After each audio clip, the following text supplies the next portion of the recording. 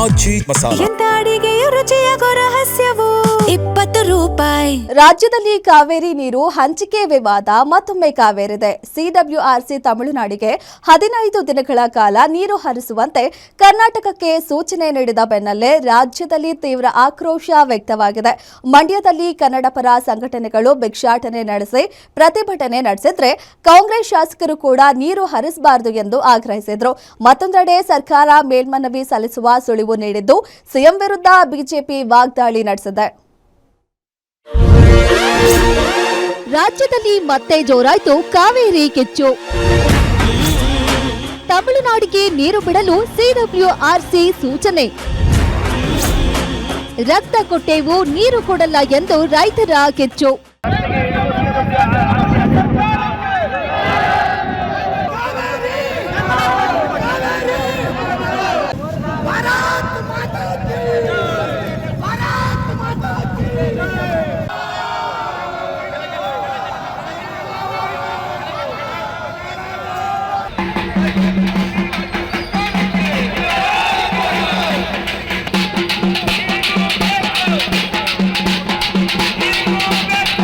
ರಾಜ್ಯದಲ್ಲಿ ಕಾವೇರಿ ಕಿಚ್ಚು ಮತ್ತೆ ಹೊತ್ತುಕೊಂಡಿದೆ. ಇಷ್ಟು ದಿನ ಶಾಂತವಾಗಿ ನಡೀತಿದ್ದ ರೈತರ ಹೋರಾಟ ಈಗ ಮತ್ತೊಂದು ಹಂತಕ್ಕೆ ಹೋಗಿದೆ. ತಮಿಳುನಾಡಿಗೆ ಒಟ್ಟು 4 ಟಿಎಂಸಿ ನೀರು ಹರಿಸುವಂತೆ ಸಿಡಬ್ಲ್ಯೂಆರ್ಸಿ ಸೂಚನೆ ನೀಡಿದ್ದು 15 ದಿನ ಪ್ರತಿನಿತ್ಯ 3500 ಕ್ಯೂಸೆಕ್ ನೀರು ಹರಿಸುವಂತೆ ಆದೇಶಿಸಿದೆ. ದೆಹಲಿಯಲ್ಲಿ ಆದೇಶ ಕೊಡ್ತಿದ್ದಂತೆ ಮಂಡ್ಯದಲ್ಲಿ ರೈತರ ಆಕ್ರೋಶದ ಕಟ್ಟೆ ಒಡೆದಿದೆ. ಸರ್ಕಾರ ಯಾವುದೇ ಕಾರಣಕ್ಕೂ ಆದೇಶವನ್ನ ಪಾಲಿಸಬಾರದು. ಒಂದು ವೇಳೆ ತಮಿಳುನಾಡಿಗೆ ನೀರು ಬಿಟ್ರೆ ಉಗ್ರ ಹೋರಾಟ ನಡೆಸುವುದಾಗಿ ಸರ್ಕಾರಕ್ಕೆ ಎಚ್ಚರಿಕೆ ನೀಡಿದ್ರು.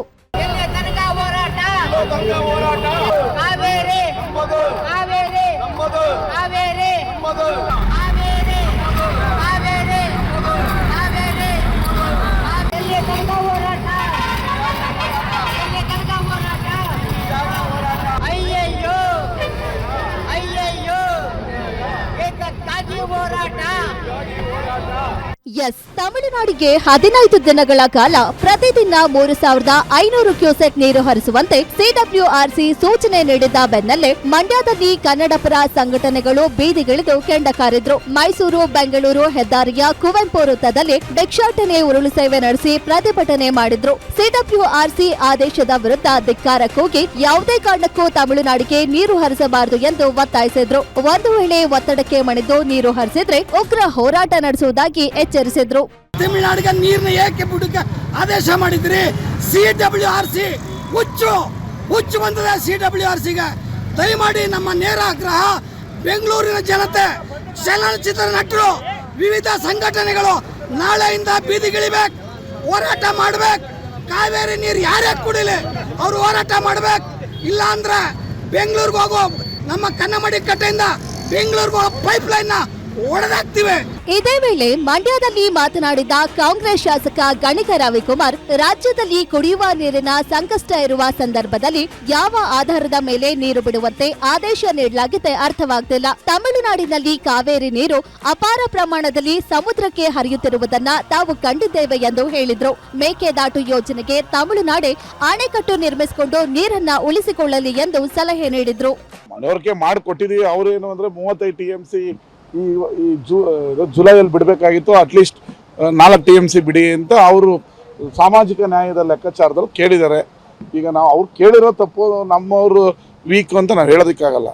ಆದರೆ ಅವರು ಏನೇ ಆರ್ಡರ್ ಮಾಡಿರಲಿ ಬಿಡಬಾರ್ದು ನೀರನ್ನ. ಅವ್ರಿಗೆ ನಮಗೆ ತೊಂದರೆ ಆಗ್ತದೆ, ರೈತರಿಗೆ ತೊಂದರೆ ಆಗ್ತದೆ.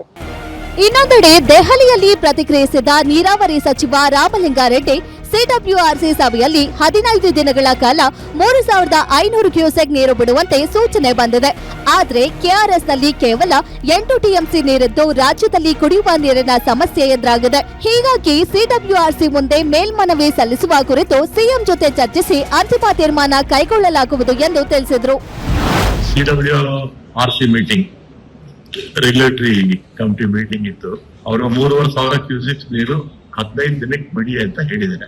ಅದರ 4 ಟಿಎಂಸಿ ಅಷ್ಟು ನಮ್ಗೆ ನೀರು ಬೇಕಾಗುತ್ತೆ. ಎಷ್ಟು ಬೇಕಾಗುತ್ತೆ?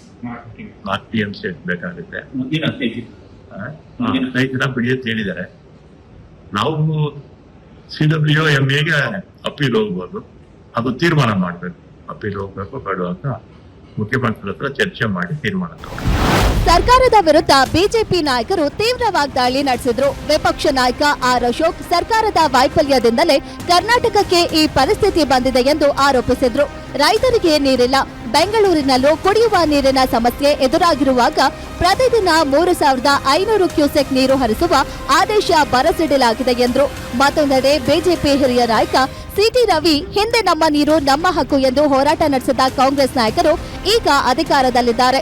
ಹೀಗಾಗಿ ತಮ್ಮ ಬದ್ಧತೆಯನ್ನ ಸಾಬೀತುಪಡಿಸಿ ತಮಿಳುನಾಡಿಗೆ ನೀರು ಹರಿಸದಂತೆ ಕ್ರಮ ಕೈಗೊಳ್ಳಬೇಕು ಎಂದು ಆಗ್ರಹಿಸಿದ್ರು. ಕಾವೇರಿ ಇಡೀ ಬರಗಾಲದ ಛಾಯೆ ಇಡೀ ರಾಜ್ಯದಲ್ಲಿ, ಹಳೆ ಮೈಸೂರು ಭಾಗದಲ್ಲಿ ನಾನೇ ಹೋಗಿದ್ದೆ. ಮಂಡ್ಯದಲ್ಲಿ ಕಳೆದ 10 ದಿನದಿಂದ ಬರದ ಅಧ್ಯಯನಕ್ಕೆ ನಾನು ಹೋಗಿದ್ದೆ. ಆ ಸಂದರ್ಭದಲ್ಲಿ ಕಬ್ಬು ಒಣಗಿದೆ ಎಲ್ಲ ಕಡೆ. ಕಾವೇರಿ ಮಡಿಲನ್ನ ಬರದು ಮಾಡುವ ಮೂಲಕ ಕನ್ನಡಿಗರಿಗೆ ದ್ರೋಹ ಬಗ್ದಿದೆ. ಒಟ್ಟಿನಲ್ಲಿ ಕಾವೇರಿ ನೀರು ಹಂಚಿಕೆ ವಿಚಾರ ಮತ್ತೆ ರಾಜ್ಯ ರಾಜಕೀಯದಲ್ಲಿ ತೀವ್ರ ಚರ್ಚೆಗೆ ಕಾರಣವಾಗಿದೆ. ಒಂದೆಡೆ ಸಿಡಬ್ಲ್ಯೂಆರ್ಸಿ ಆದೇಶ, ಮತ್ತೊಂದೆಡೆ ರಾಜ್ಯದ ಕುಡಿಯುವ ನೀರು, ರೈತರ ಹಿತಾಸಕ್ತಿ ಎಂಬ ಎರಡು ಸವಾಲುಗಳ ನಡುವೆ ಸರ್ಕಾರದ ಮುಂದಿನ ನಡೆ ಏನಿರಲಿದೆ ಎಂಬುದು ಕುತೂಹಲ ಮೂಡಿಸಿದೆ. ಇದೇ ವಿಚಾರ ಮುಂಬರುವ ದಿನಗಳಲ್ಲಿ ಸಾಕಷ್ಟು ರಾಜಕೀಯ ಕಾವೇರಿಸುವ ಸಾಧ್ಯತೆ ಇದೆ. ಕವನ Shivanna, political bureau, guarantee news, Bengaluru.